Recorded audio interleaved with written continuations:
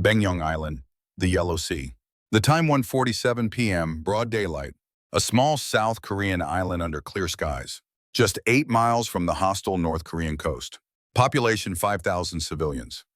Its only defense 200 South Korean troops.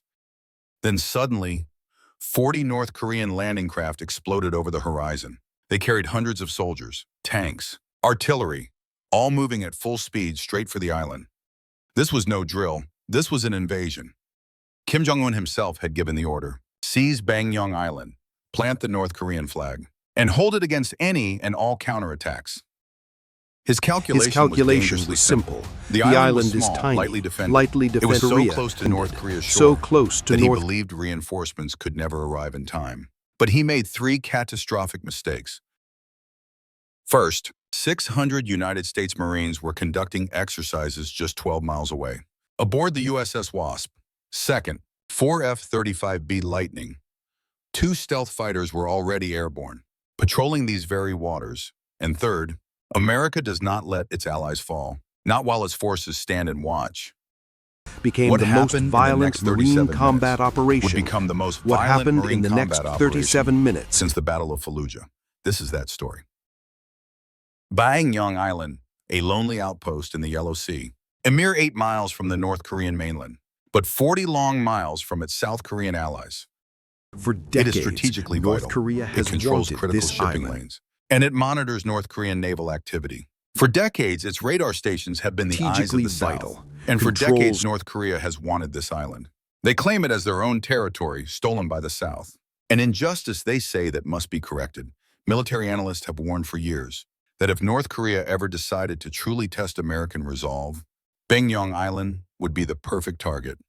Small enough to be captured quickly, close enough to be defended by with North Korean air power, and isolated enough that reinforcements small would be too enough. little too late.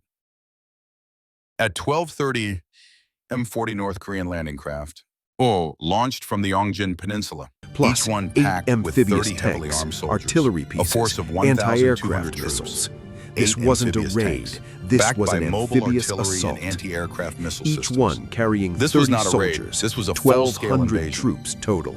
At 1:15 p.m., South Korean radar painted the targets. Multiple high-speed Command contacts went to closing full fast. alert. Their Fighter jets destination, scrambled. the strategic Multiple island of contacts, Baengnyeong. high speed, South Korean heading command went to directly full toward alert. Baengnyeong. Fighter jets launched. South Korean Warships military changed course, but they were 35 miles out. A minimum response time of 20 agonizing minutes. The time 1:35 p.m. On Baengnyeong Island, the South Korean garrison, for our 200 soldiers, raced to their battle stations. They had only light weapons, no heavy armor.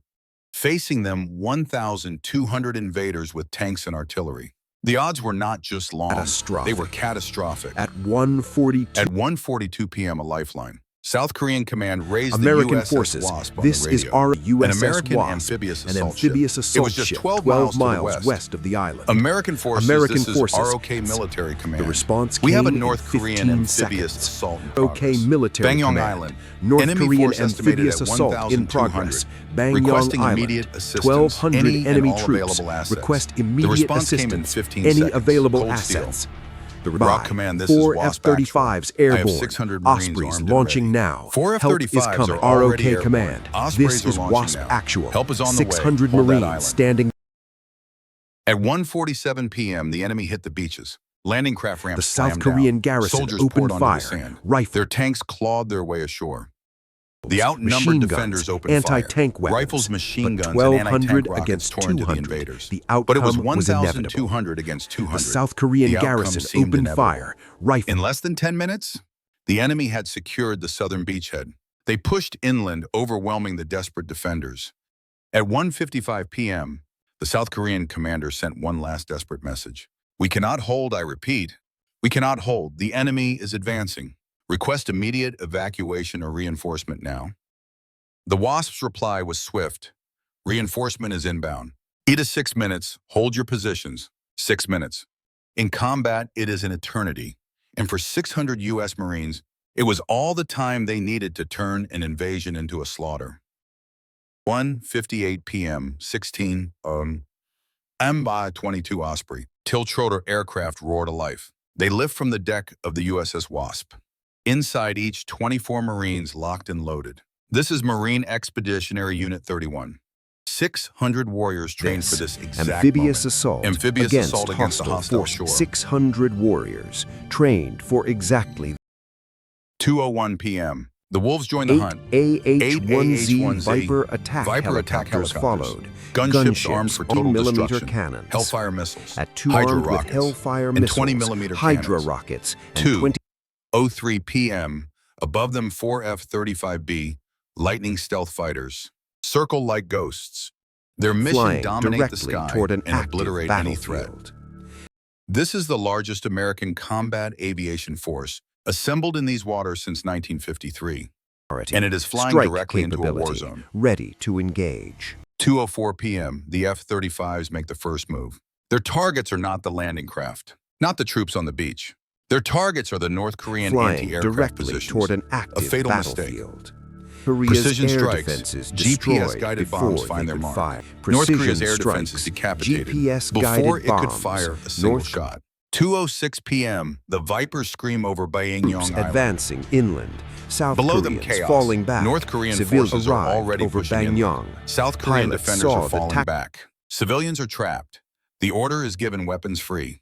Engage hostile armor.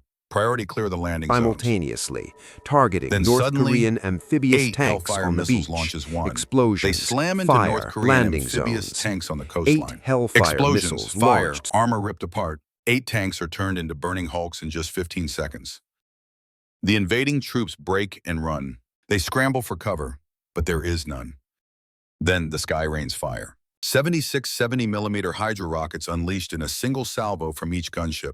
A devastating wave of anti-personnel munitions. The North Koreans are caught completely in the open. No protection, no escape. 90 seconds ago, this beach was an invasion point. Now it is a graveyard. At 2:08 p.m., the island became a killing zone. 16 Ospreys descended from the sky. Not on the beach, but deep behind North Korean lines. A perfect flanking position, ramps dropping. Marines poured out. This was not a defensive action. This was an assault.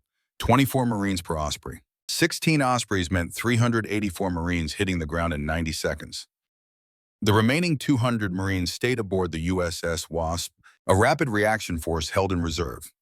But 384 was more than enough. This was Marine doctrine. Aggression, violence of action, overwhelming force at the point of contact. The North Koreans believed they were advancing. Then suddenly they were ambushed from their rear. M4 carbines and M27 automatic rifles erupted. M240 machine guns unleashed a wall of precise, disciplined, and deadly fire. The shocked North Korean troops tried to turn. They scrambled to form defensive positions to return fire. But it was too late. They were too slow, too disorganized. Marines do not give their enemy time to think. They attack, constantly, relentlessly. At 2:13 p.m., the South Korean garrison, seeing the Marines arrive, launched their own counterattack from the front. The invaders were now caught in a vice. American Marines behind them, South Koreans before them. With attack helicopters overhead, the invasion was collapsing.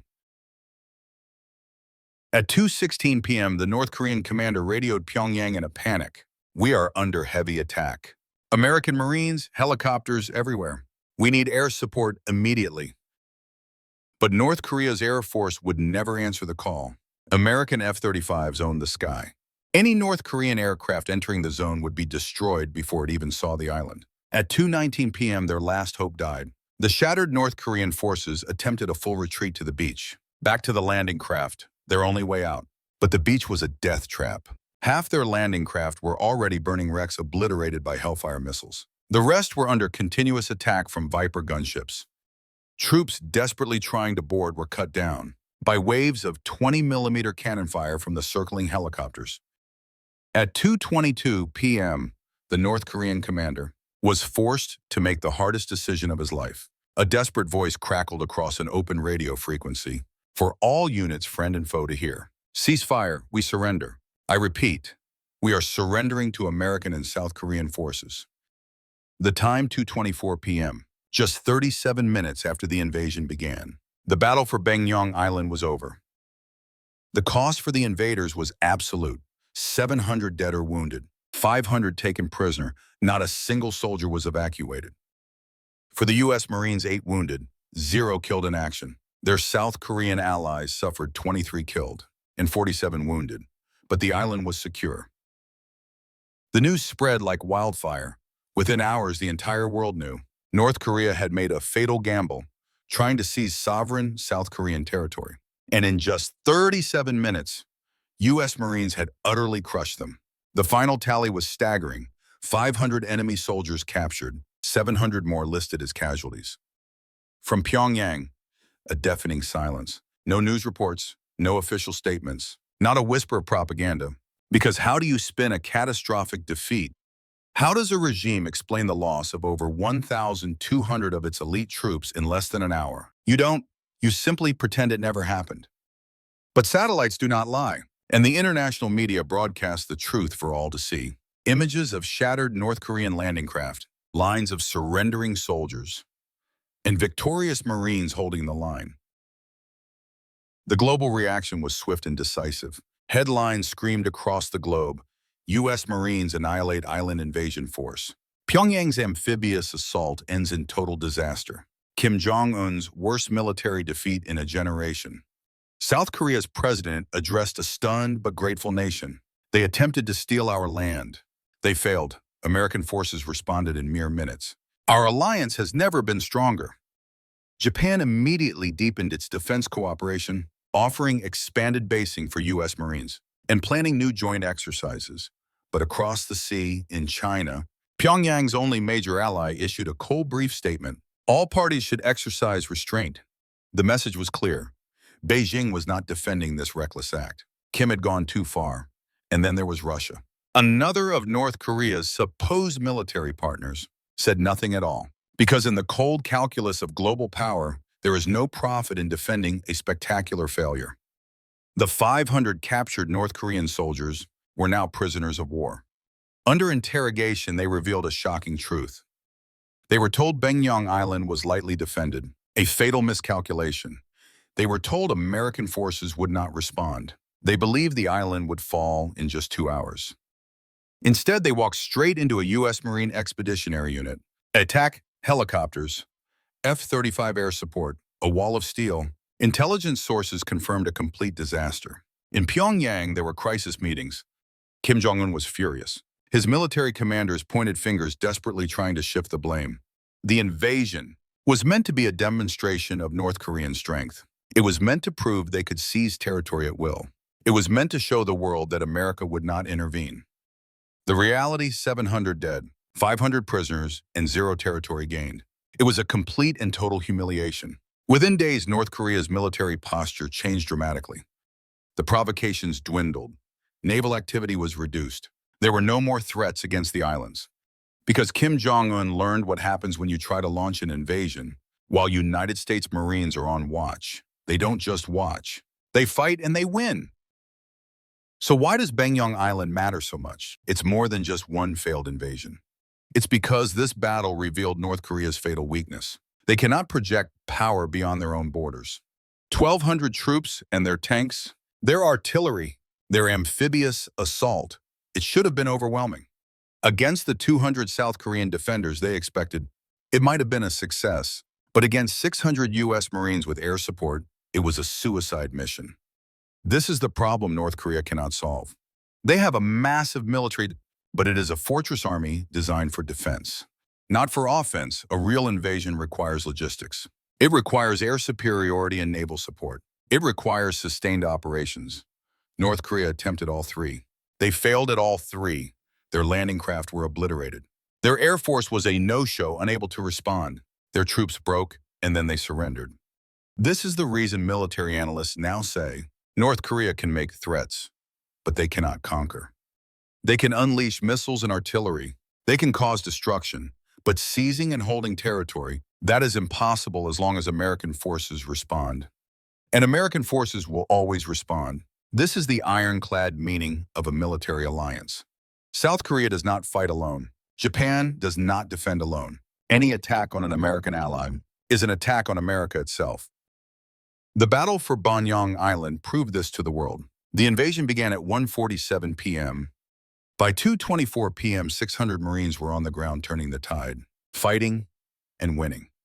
That is the overwhelming power of forward deployed forces. Marines staged on ships, always ready, always close, able to bring the fight to the enemy in mere minutes.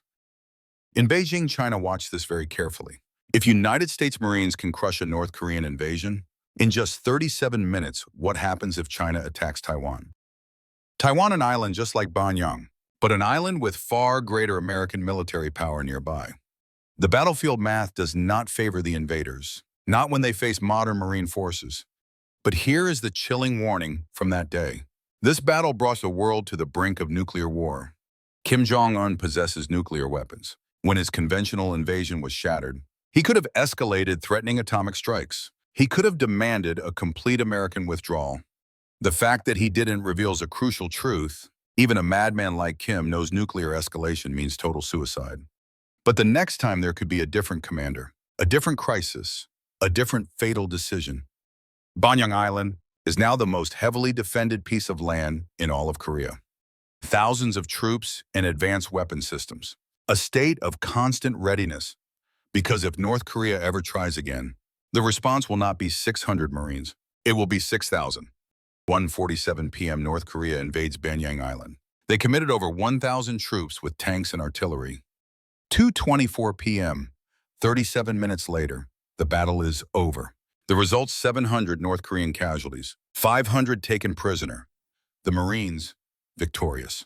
Mission accomplished.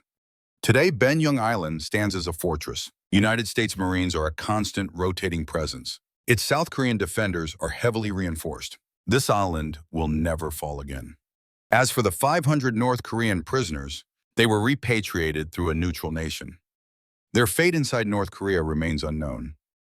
But Kim Jong-un learned a valuable lesson that day. He has not threatened the South Island since. He has not launched provocative amphibious exercises. And the loud threats of invasion have fallen silent. Because now he knows what happens when you invade. When Marines are nearby, they come, they fight, they win. 1:47 p.m. The end of an invasion that lasted only 37 minutes. The story of the Marines who ended it in a single battle. The message sent to Pyongyang was loud and clear. Try it again, we dare you. Semper Fidelis. Always faithful, always ready, never defeated.